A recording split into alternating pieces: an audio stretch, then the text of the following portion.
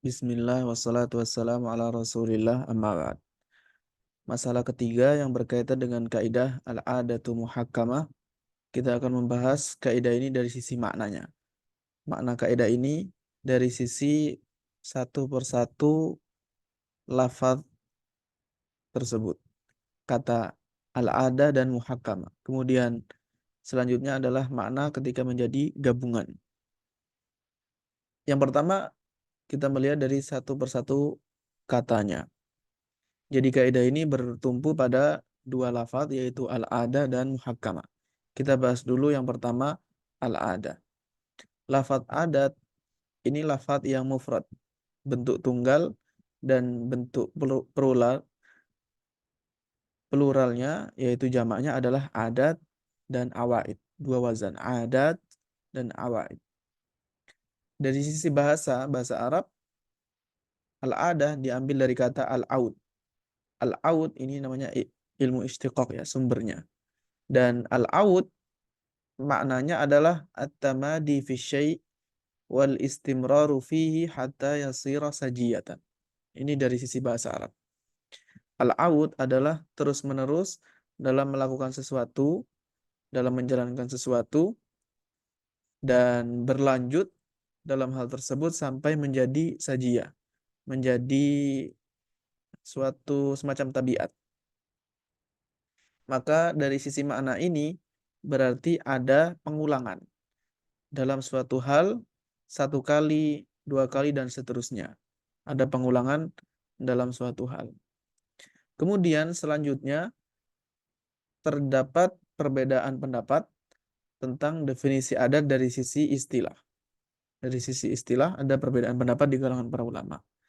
Sebenarnya perbedaan ini berasal dari sudut pandang hubungan antara adat dengan urf. Apakah adat ini sama dengan urf, selevel, setingkat dengan urf, sama, atau berbeda? Ada perbedaan antara adat dengan urf. Dan barangkali yang lebih tepat, yang lebih bagus, dan ini yang lebih kuat, serta lebih tepat juga, dikatakan bahwa adat adalah takarrurul amri marratan ba'da ukhra. Takarruran yukhriju an kaunihi waqi'an bitariqil ittifaq.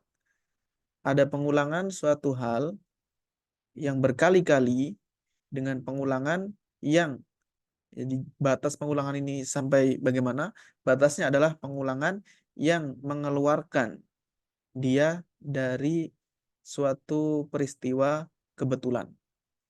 Jadi supaya pengulangan ini tidak dikatakan kebetulan. Mungkin satu kali, dua kali masih bisa kebetulan. Tapi saking banyaknya pengulangan, sehingga tidak mungkin untuk dikatakan itu adalah suatu kebetulan. Dari definisi ini, maka adat mencakup banyak hal.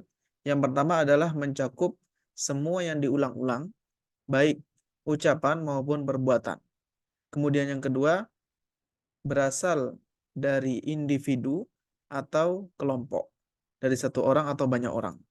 Kemudian yang ketiga, mencakup yang berasal dari pandangan akal dan berasal dari pemikiran atau berasal dari sababin tabi'i, sebab tabiat.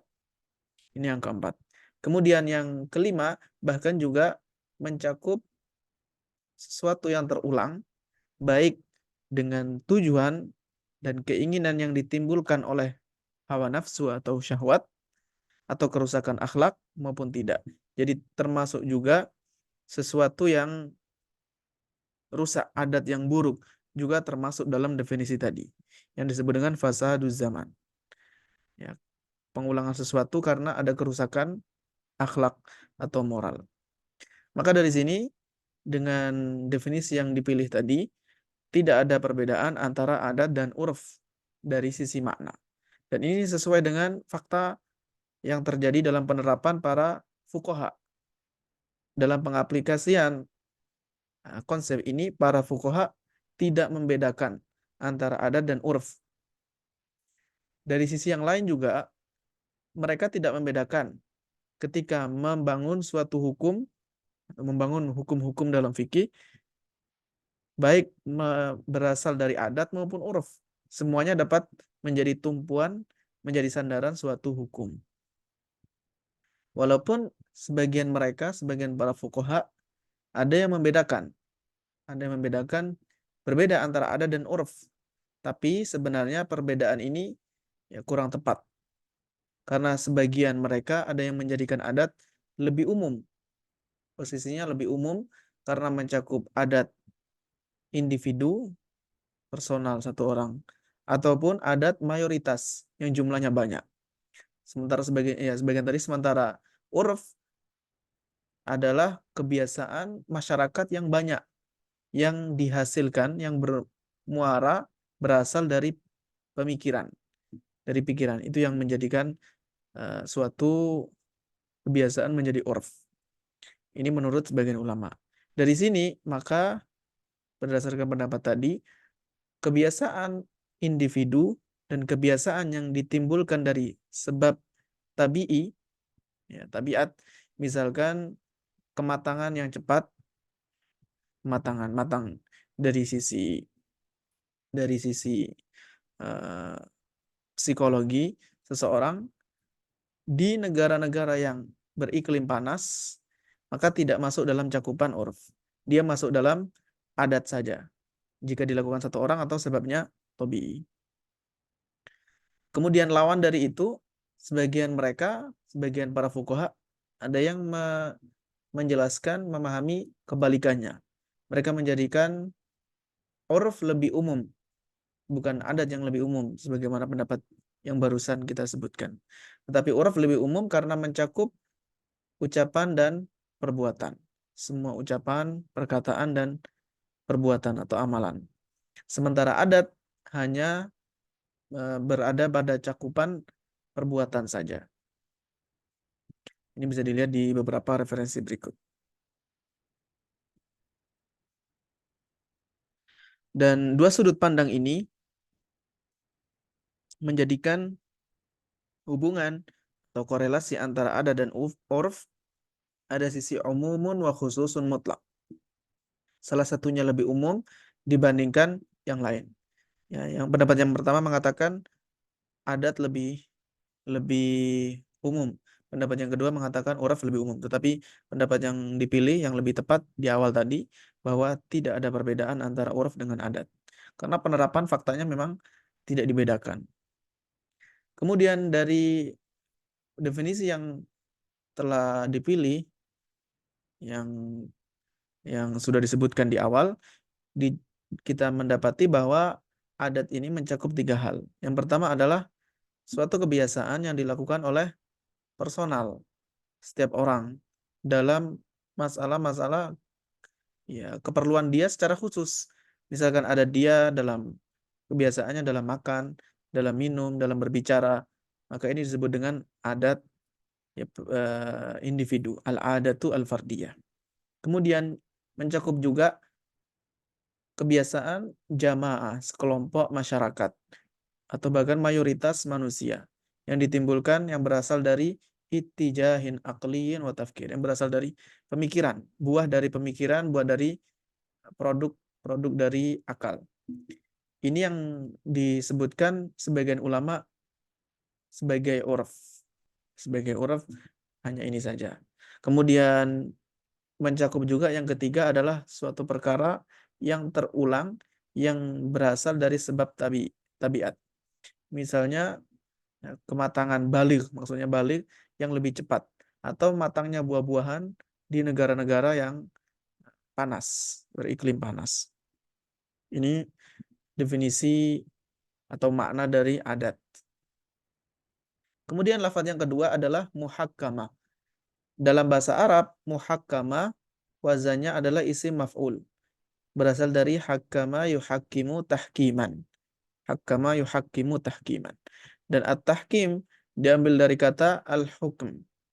Al-hukm secara bahasa maknanya adalah al-man'u wal faslu wal qada. Mencegah, memisah atau menghukumi. Sehingga makna dari sesuatu ini dijadikan muhakkaman. Asyai'ul muhakkam maksudnya adalah suatu perkara telah dijadikan dan diserahkan kepadanya. Suatu perkara diserahkan kepadanya itu disebut dalam bahasa Arab muhakkam. Telah dijadikan hakim atau diserahkan kepadanya. Adapun dari sisi istilah, maka maksudnya adalah rujukan ketika terjadi pertentangan. Suatu rujukan marja, seseorang atau sesuatu yang dijadikan tempat merujuk ketika terjadi persengketaan atau pertentangan. Di sini ada lafadz al-marja. Nah, penjelasan para ulama, sikap para ulama tentang tahqiqu manat. Sebenarnya di mana titik rujukan ini? Maksud dari rujukan di sini apa? Berbeda-beda penjelasan para ulama. Sebagian ulama berpendapat bahwa adat bisa berupa dalil. Dia adalah dalil, salah satu dalil dari dalil hukum. Jadi suatu hukum bisa dibangun di atas dalil adat tadi. Dan ini pendapat para pendahulu ulama Hanafiyah dan Malikiyah. Ini juga zahir dari ungkapan Asy-Syaikh Ahmad Az-Zarqa. Sebagian ulama yang lain berpendapat bahwa adat tidak bisa dijadikan dalil untuk menetapkan hukum syar'i. Dia bukan sandaran hukum syar'i, nggak bisa menetapkan hukum syariat hanya berdasarkan pada adat. Sebagian ulama mengatakan bahwa ini adalah pendapat mayoritas para ulama usul fikih. Dan mereka menyebutkan pendapat ini berdasarkan apa yang mereka pahami dari ungkapan para ulama usul fikih ketika membahas masalah-masalah seputar at-takhsis. Ketika mereka mengatakan tidak boleh mengkhususkan nas dengan adat dan uruf, sehingga mereka memahami dari sini berarti suatu uruf atau adat tidak bisa dijadikan dalil untuk menetapkan suatu hukum. Maka rujukan di sini bertingkat-tingkat. Ada yang sampai dijadikan dalil, ada yang mengatakan tidak. Dia memang rujukan tapi tidak sampai ke tingkatan dalil yang menetapkan hukum syariat.